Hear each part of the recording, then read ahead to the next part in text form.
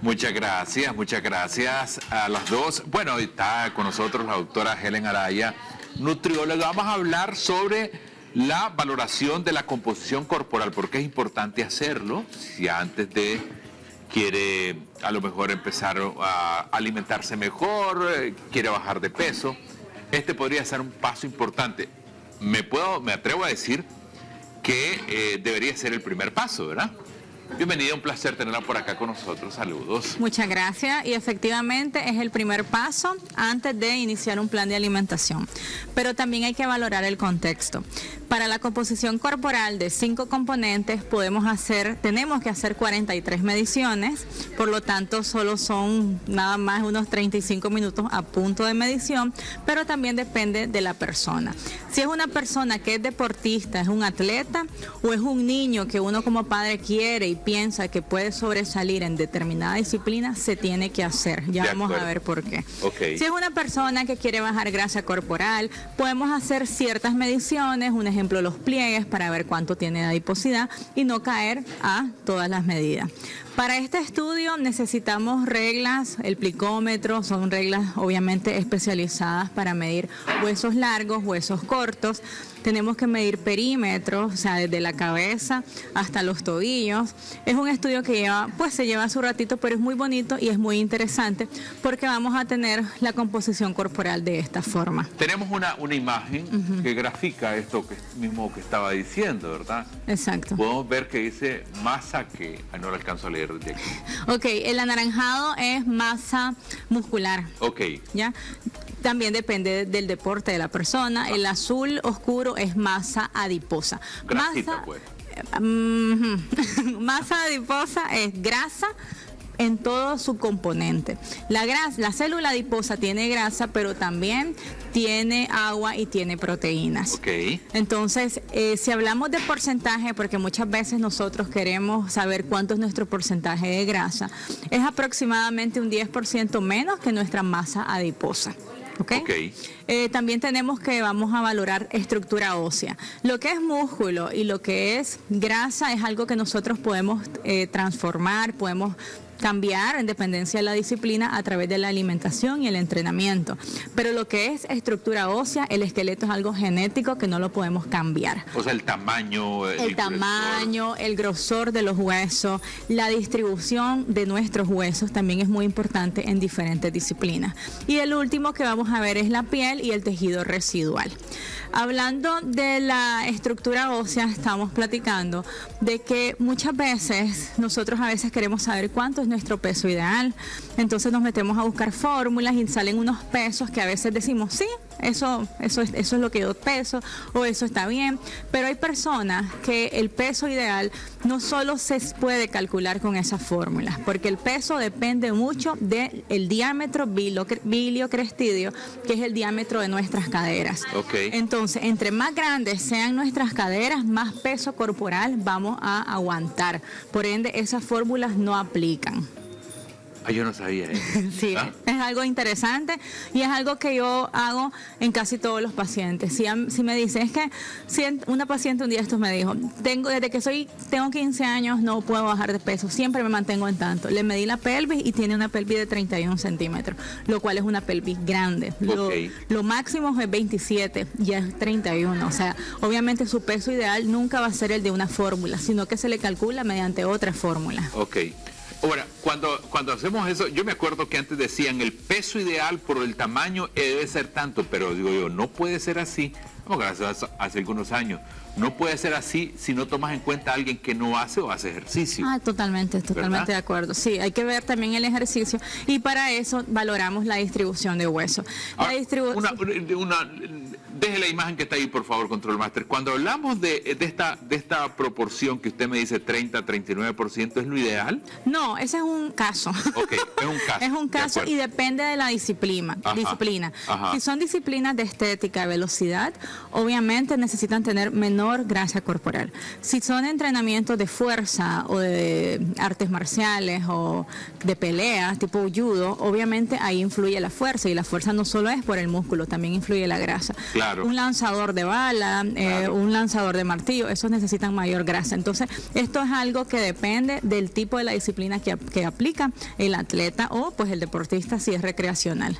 Ahora, si en dependencia del deporte así se le orienta entonces una vez que se hace esa valoración. Sí, es que eso es lo ideal.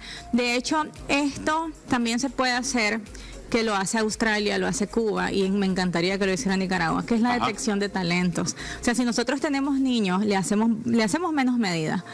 Y ya sabemos cómo son sus piernas. Si tiene piernas largas, nosotros podemos decir, bueno, le puede ir bien en atletismo. Si tiene las caderas pequeñas, si tiene piernas cortas, tronco largo y tiene la brazada bastante larga, pues hablamos de natación. Claro. Y obviamente de esa manera vamos a tener mayores, obviamente, talentos y mayores medallas con el pasar de los tiempos. Claro.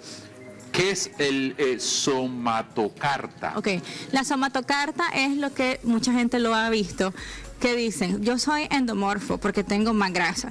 No se trata de eso. La somatocarta es una distribución de 3 componentes: grasa, músculo y hueso. Okay. El mayor componente, obviamente, depende de la persona, pero depende también de la disciplina. Si yo tengo una persona que es un físico-culturista, el componente muscular es el que va a predominar. Claro. Si yo tengo una persona que practica natación, va a estar entre el componente hueso y el componente muscular. Claro. Ya, entonces depende de la disciplina. Y esto es bonito porque vamos a ver un caso ahí en donde se compara con la élite mundial. Ya, entonces uno puede ir viendo hacia dónde migrarlo o al paciente. Sí se puede, porque hay casos que no se pueden migrar porque depende del hueso, como es en el caso de natación. La estructura ósea es fundamental y es lo que se llama también como los huesos raros, porque sí necesitan una distribución muy particular para ser los mejores. Claro. Y también podemos comparar con otras disciplinas a ver en cuál encaja. Ahora, cuando hablamos de la... A ver, esto está orientado, la última parte que me estaba explicando, orientado a las personas que practican deporte. Pero si alguien no practica deporte, se aplica lo mismo. Sí, pero es más flexible. Es decir, un El ejemplo. objetivo es otro, pues. Exacto, digamos, si yo digo, bueno, yo quiero natación, pero vengo yo, mido a la persona y me doy cuenta que es una persona que tiene las piernas largas y que los brazos son del mismo tamaño que la talla, yo le digo sutilmente, a ver, ¿quieres natación porque te gusta o querés competir? Ah, no, es que porque me gusta. Ah, ok, ahí lo dejamos. No pasa nada. No pasa nada. Pero si ya es una persona o una niña o un niño que practica un deporte, que compite y que no le va tan bien, ahí es donde uno sutilmente tiene que hablar con los padres y decirles esto y esto y esto. De hecho, me pasó con un caso, pero fue muy bonito, que es algo que se llama migración de deporte. Yo tuve una niña, una muchacha que es atleta, es buenísima, es de aquí, es campeona.